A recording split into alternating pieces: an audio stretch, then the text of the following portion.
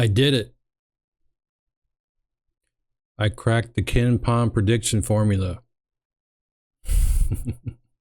Well, okay, it's close. In fact, it's very, very close. When you look at my Kenpom predictions in this video and you compare those to what's on his actual website, either they're exactly the same or they're off by like maybe 1 point or half a percentage or whatever. But most of the time, they're exactly the same. So I know my formula is very, very close to the actual formula. We're going to use this to look at the Kenpom score predictions for the Sweet 16. Let's look at the top 4 seeds in their matchup. On the left here, we have the matchups. And this one, we have Florida versus Maryland, the 1 versus the 4. In the middle here, we have the Kenpom stats as of March 26, 2025. You can see the net rating, offensive rating, defensive rating, adjusted tempo. On the far right here is what we all want. These are the predictions according to the Kenpom prediction formula. It predicts that the tempo is going to be 72. That's basically 72 possessions per team. That Florida's going to win 82-76. The total is 157. I know that's not exactly what you get when you add these two numbers together, but there's a little bit of rounding in here. The spread is -6, and that Florida is a 71% chance to win this game against Maryland. Down here on the second row, we have Duke over Arizona, 82-73, 154 for the total, and a spread of -8.7, a win percentage of 79% for Duke. On the third row, we have Auburn, 81-73 over Michigan, 154 for the total, a spread of -8.1, and 77% win chance for Auburn. On the bottom row, we have Houston over Purdue, 69-63. Now, the top 3 rows were 82 or 81 to 70 something.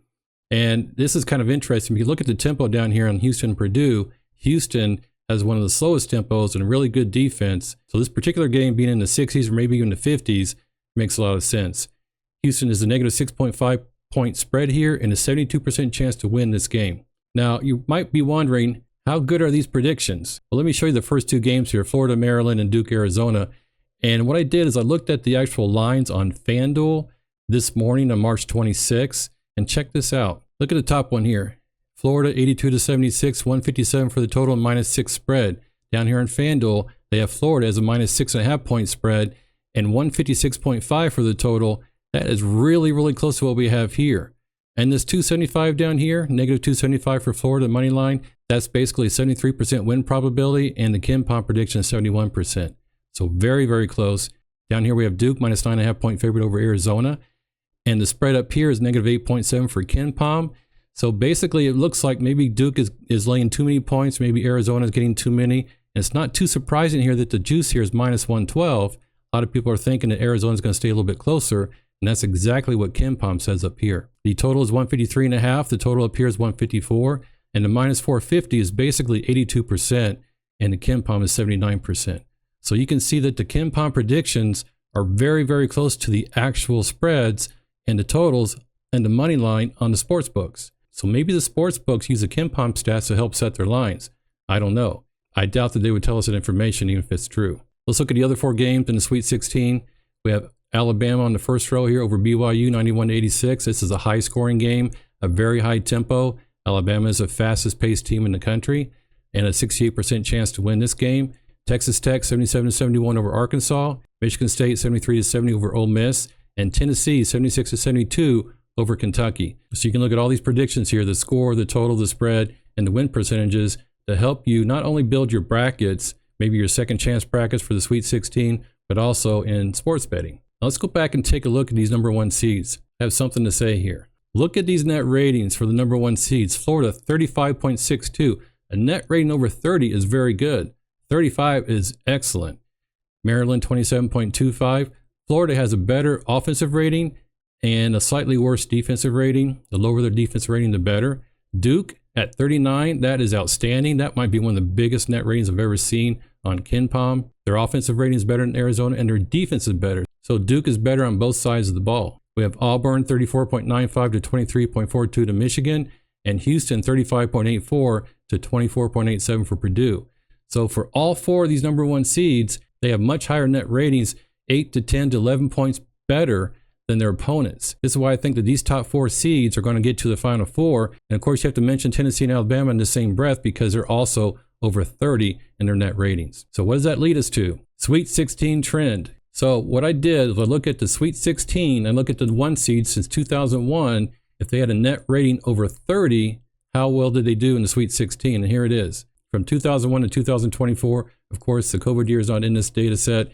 In the Sweet 16, number 1 seeds with a net rating over 30 win at a rate of 85.2%. It's like 23 out of 27. This is actually 23 seasons, so 27 of these games. That means about just over 1 per season. This year we have 4 of these. All 4 number 1 seeds with very high net ratings are very, very good teams. So we can actually use this trend percentage to make a prediction on how likely it is for each of these number 1 seeds to win. I know we have the Kenpom win percentage, but this trend percentage is even stronger. And this is what I'm going to use to inform my bets, and here they are. Moneyline parlay bets. That's right. I made a lot of money on these during the NFL season. Now, college sports, college football, college basketball, a lot more volatile. 18 to 22-year-olds are generally speaking different than professional athletes in professional sports. So when I say that, I'm just going to say proceed with caution. Please don't ever bet more than you can afford to lose. I love that phrase. I live by that phrase. I never bet more than 1% on any of my bets. In fact, when I do something like I'm going to show you right now, I might split this up and do like maybe 0.5% on each of these bets. So just in case something bad happens here, or a couple of these number 1 seeds get beat in Sweet 16, I'm not going to lose my bankroll. Let's check it out. If we put Duke to win and Auburn to win together in a Moneyline parlay bet, the parlay odds, which again I found on FanDuel, are minus 198. My trend odds, though, you take the 85.2%, multiply it together, and then convert that to odds, it's minus 265. So since my trend odds are much higher than the parlay odds, this means that this would be a positive expected value bet.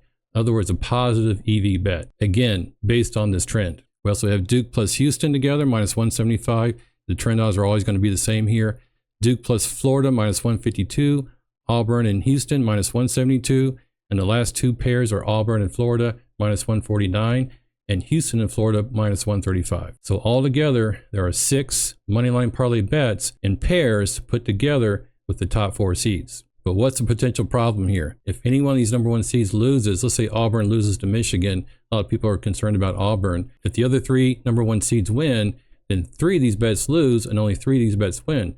And because we're paying the juice to the sports books, we actually lose a little bit of money. Now, it's not the same thing. If we put all 4 of these teams in a big 4-team Moneyline parlay bet, the odds would be very high. We'd win a lot of money. But if just one team loses, we lose the entire bet. So what I'm showing you right here is what's called a round robin betting. It's not quite a full round robin. I'm just doing the pairs here. If one of these teams lose, we're not going to lose the entire 4-team parlay bet, but we're going to lose 3 of these 2-team parlay bets. But we would win the 3 other bets.